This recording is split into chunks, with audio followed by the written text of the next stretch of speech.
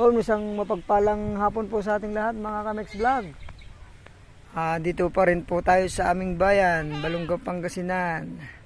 At along Barangay Road po tayo ngayon. Meron po tayong tinitingnang lupa rito na may mga mangga 40 plus, more or less. At may sukat po na 1 hektarya. Sinasabi po nung seller na baka natanggalan po nung naggawa po ng sa irrigation recrop, parang nabawasan daw po yung lupa niya. Napasukat na pala, may moon na po. So yun, yan, nag-recrop po kasi yung mga sa irrigation dito sa may Karakan dike. Yan, baka nabawasan nga po. So sabihin na nating 8,000 mahigit na tira. So yan po ang property dito, napakaganda kasi bakod na po siya. Yan. At ang frontage po nito 50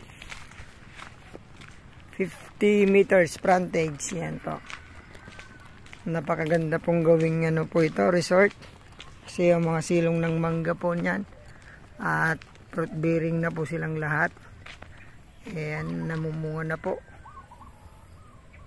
Hanggang po doon sa likod, ganito po yung kanyang bakod.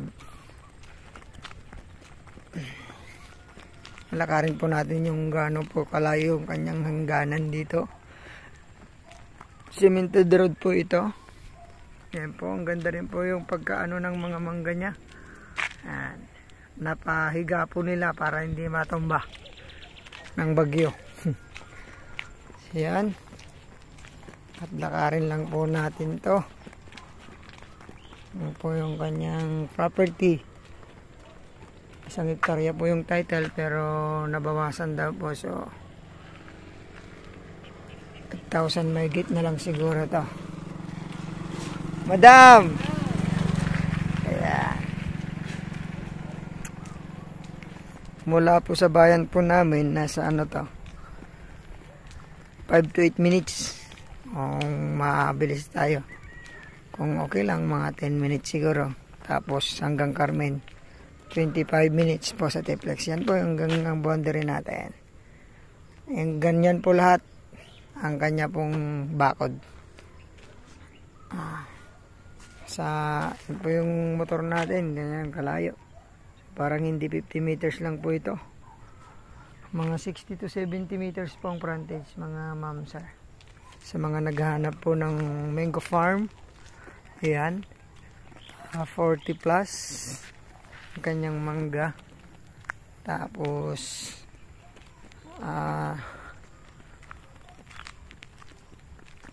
na malapit po sa to. May daan po dyan papuntang Santa Maria, ganyan, labas po ng papuntang Tayog, ganun po. Kaya malapit po yan dyan sa Santa Maria na. Pangasinan po So yun, sa Carmen po pala, sa Manila po pala, 2 hours and 20 minutes po siguro ang biyahe natin dito. Or 25 ganun.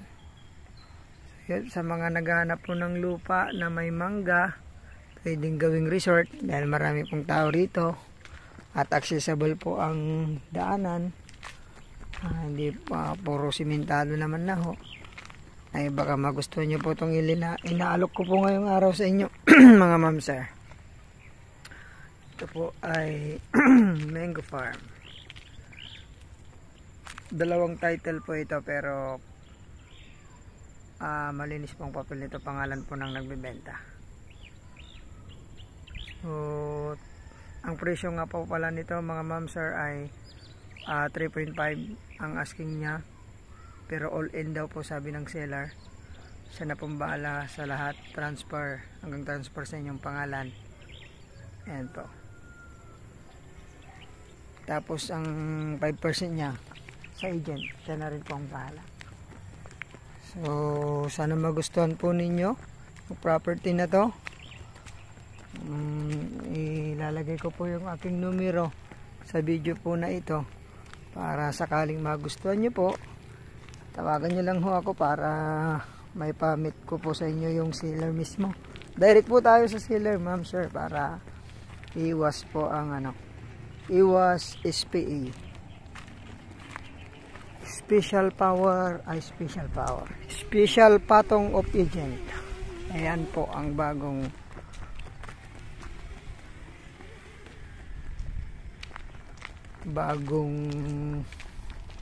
kuwan ng SPA. Ibig sabihin, ayan po, ayan. Ganda po yan sa mataas po yan na part. Pwede pong paglagyan ng mga kubo. Yun po na may fish pan doon, lagyan na po ng swimming pool. Yun, pwede na po. Tapos mga kubo paikot. Ganyan po lahat, yung paikot po doon. Ganito po lahat yan, tinaasan. So okay na po to maging resort. So maraming salamat po sa inyong panonood. Sana magustuhan nyo po ito. Tawagan nyo lang ako sa aking numero para makausap po natin agad ang set. Maraming salamat po sa inyo lahat. God bless po.